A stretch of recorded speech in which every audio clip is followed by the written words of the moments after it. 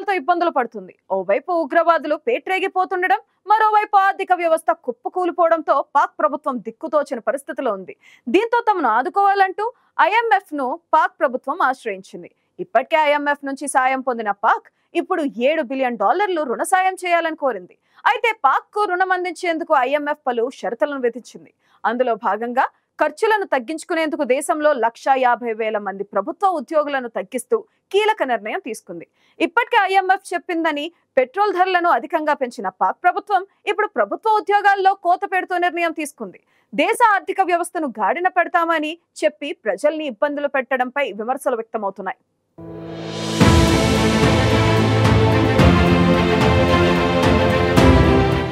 ఉగ్రవాదానికి కేరాఫ్గా మారిన పాకిస్తాన్ ఆర్థిక సంక్షోభం కారణంగా సతమతమవుతోంది. ప్రభుత్వం మారి నెలలు గడుస్తున్నా ప్రజల జీవన విధానంలో మాత్రం మార్పులు రావడం లేదు. ఆర్థిక సంక్షోభం కారణంగా అక్కడ నిత్యావసర వస్తువుల ధరలు ఆకాశాన్ని అంటుతున్నాయి. దీంతో చాలా మంది పేదలు ఒక పూట మాత్రమే తింటూ ఆకలితో అలమటిస్తున్నారు. ఇక దేశ ఆర్థిక వ్యవస్థను గాడిన పెట్టేందుకు పాకిస్తాన్ కొన్నేళ్లుగా సతమతమవుతోంది. ఆర్థిక కష్టాల నుంచి గట్టెక్కేందుకు రుణ సాయం విషయంలో నానాపాట్లు పడుతోంది. తాజాగా $7 బిలియన్ రుణం ఒప్పందం విషయంలో అంతర్జాతీయ ద్రవ్యనిధి సంస్థ చెప్పిన షరతులకు తల ఊపింది. ఇందులో భాగంగా పాలనాపర వ్యయాలను తగ్గించుకునేందుకు దేశంలో దాదాపు 1,50,000 ప్రభుత్వ ఉద్యోగాలకు కోత పెట్టనున్నట్లు ప్రకటించింది. అదేవిధంగా 6 మంత్రిత్వ శాఖలకు స్వస్తి పలికి మరో 2ని విలీనం చేయనున్నట్లు తెలిపింది. గత ఏడాది పాకిస్తాన్ దివాలాకు చేరువైనప్పటికీ IMF ద్వారా $3 బిలియన్ రుణ సాయంతో గండం నుంచి గట్టెక్కింది. ఇదే చివరిసారి అంటూ దీర్ఘకాలిక రుణం కోసం IMFతో కొంతకాలంగా సుదీర్ఘ చర్చలు జరిపింది.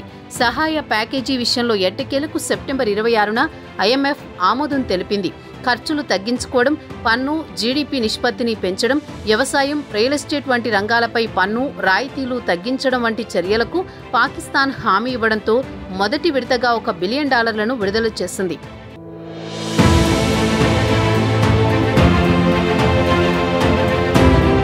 ఇదే చివరి ప్యాకేజీ అని నిరూపించేలా విధానాలను అమలు చేయాల్సి ఉంటుందని పాక్ ఆర్థిక మంత్రి మహ్మద్ ఔరంగజేబు తెలిపారు.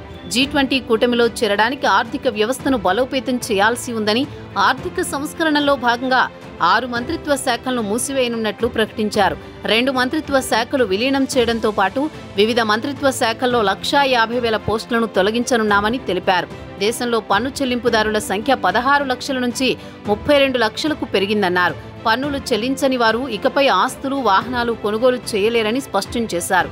కొన్ని నెలల క్రితమే IMF నుంచి రుణం కోసం పాక్ ప్రభుత్వం ప్రజలపై భారం మోపింది.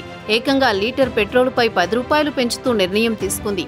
అంతర్జాతీయంగా ముడి చమురు ధరలు పెరగడంతో ఈ నిర్ణయం తీసుకుంటున్నట్లు పాకిస్తాన్ ప్రభుత్వం తెలిపింది. ఇప్పటికే నిత్యావసర ధరల పెరుగుదలతో ఇబ్బందులు పడుతున్న ప్రజలు పెట్రోల్ ధరలు అమాంతం పెరగడంతో దిక్కుతోచని స్థితిలో పడ్డారు.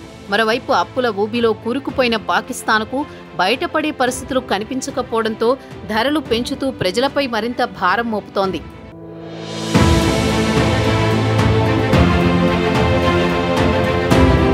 ఇక అప్పుల కారణంగా కనీసం దేశ ప్రజలకు అవసరమైన నిత్యావసరాలకు కూడా దిగుమతి చేసుకోలేని పరిస్థితికి పాకిస్తాన్ చేరుకుంది. దీంతో నిత్యావసరాల ధరలన్నీ కొండెక్కి కూర్చున్నాయి. కొన్నేళ్లుగా పాకిస్తాన్ ఆర్థిక సంక్షోభంలో చిక్కుకుంది. ఈ పరిస్థితి నుంచి ఖచ్చితంగా బయటపడతామని పాక్ ప్రభుత్వం చెబుతున్నా అలాంటి పరిస్థితి అయితే ఎక్కడా కనిపించట్లేదు. రోజురోజుకు ఆ దేశ ఆర్థిక పరిస్థితి అంతకంతకు తీవ్రమవుతోంది. దీంతో పాకిస్తాన్ మరో శ్రీలంక కానుందని ఆర్థిక నిపుణులు చెబుతున్నారు. ఇప్పుడు IMF రుణాన్ని ఇస్తామని చెప్పడంతో ఆర్థిక వ్యవస్థను గట్టెక్కించేందుకు ప్రజలను ఇబ్బందుల పాలు చేస్తోంది. ఏకంగా 1,50,000 మంది ప్రభుత్వ ఉద్యోగులను తొలగిస్తూ నిర్ణయం తీసుకోవడం ఇప్పుడు సంచలనంగా మారింది. కొద్ది రోజుల క్రితం IMFను పాక్ ప్రభుత్వం బెయిలౌట్ ప్యాకేజీ ఇవ్వాలని కోరింది. అయితే IMF నుంచి నిధులు సమీకరించాలంటే ఇంధన సబ్సిడీలను తగ్గించాల్సి ఉంటుంది. దీంతో ప్రభుత్వం ఇంధన ధరలను పెంచుతూ పోతోంది.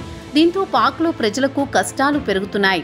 పాక్కు సాయం చేయడానికి IMF పలు కఠిన షరతులు విధించింది. విద్యుత్ సబ్సిడీలు ఎత్తివేయాలని పేర్కొంది. రక్షణ బడ్జెట్లో కోత విధించాల్సిందేనని, పన్నులు కూడా పెంచాలని స్పష్టం చేసింది.